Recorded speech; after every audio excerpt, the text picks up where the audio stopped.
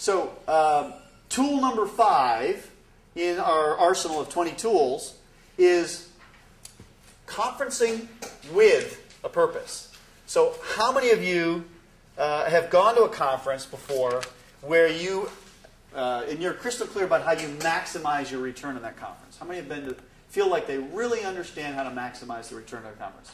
Great. What do you do? What's that? Yeah, you changed the question. That's my hand is going up. Okay, I'm sorry.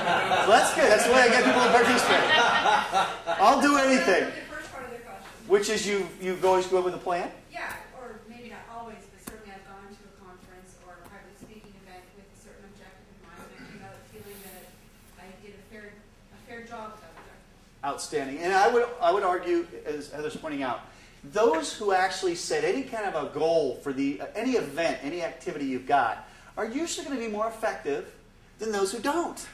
So, if just a little bit of a plan, it's amazing the difference. I would suggest that when you go to a conference, you want to think in terms of relationships. Either relationships you're going to start, or relationships you're going to deepen, connections you're going to deepen when you're there. Could be a goal. It could be 2 people. It could be 20. It's a question of how aggressive, how ambitious you are in terms of your setting goals. But who has let's see, I think it was Steve had an apartment coming up in September. Canadian Apartment Conference. Where's Steve? Right? So how much time will that conference take, Steve? So do the math on this, because I want you to recognize you're not just making an investment of the dollars it takes to attend and the travel expenses to get there. Yes, that's all hard out-of-pocket costs. How much time is the conference going to be, the one you've got in September? 2/3 of a day. 2/3 of a day. So not huge. Is it here in? Yes. Okay. So 2/3 of a day. What's your hourly rate? $500. Okay. So take that number times 500. That's an investment that you're making. Are we doing the best we can at trying to get a return on our investment? Now again, it's just the point is, so for those of you who have conferences, do that math and then say to yourself, okay, what kind of goals do I want to set going into this? And what I've also found is that when you go in with a game plan, you're much more likely to walk out with what you intended. And a whole lot of people, you'll actually see a lot of chapter references on the slides. This one doesn't have one, which it should. I think this is chapter 32 of Rainmaking Made Simple. So there's a chapter that matches up with a lot of these slides, a lot of these tools. And what it lays out is a framework. What should I do before the conference? What should I do during the conference? And what should I do after the conference? All as part of building relationships. So the conference you're going to in September, are there some clients maybe you haven't seen for a while or haven't talked to for a while where you could call and say, hey, are you going? That you'd like to call. The key would be you'd like to call. Even one. Well, I will ask most of my clients. Okay.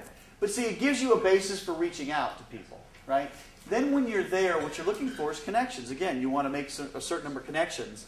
But you can call clients, dormant clients, people you met from the previous conferences that you've been to. And all of that is a way of keeping a dialogue and a relationship going with people. If I only meet Steve once at the real estate conference and then we never talk but once a year at the conference, then it's a relationship, but it's certainly not going to be the same as if we have some interactions between those meetings. And what I would also suggest where most people fall down is that they make a bunch of connections during the conference and then they do 0 follow-up. I don't care if your follow-up was with one person who you felt the strongest connection to. What I would suggest is you always get your either BlackBerry, iPhone, PDA, whatever out, and you actually have a follow-up plan before you even get back to your office as to who you felt a strong enough connection to that you plan to follow up. And you're going to follow up based upon the conversation and what happened during the conference. If you have speakers that are going to be at a conference and you really would love to meet them, it's not cheating to pick up the phone and say, hey, I'm really excited about your presentation, and I just want to let you know I'm going to be attending. And let's make a point of trying to connect even briefly at some point during the conference. And you can even ask, look, your topic sounds interesting, but I can't tell for sure what it's about. You can even ask for sort of a preview of what they're going to talk about. The point is to make the connection. Now, again, if any of these tools don't fit, don't do them. But what I would suggest is it gives you a framework. So if the goal is call a handful of people before, make some connections during, and then have a follow-up plan with at least 2 or 3 after, now you're conferencing with a purpose. And if I'm Brian, I want to make sure that the conferences I'm going to perhaps have more of the people who fit my ideal client profile.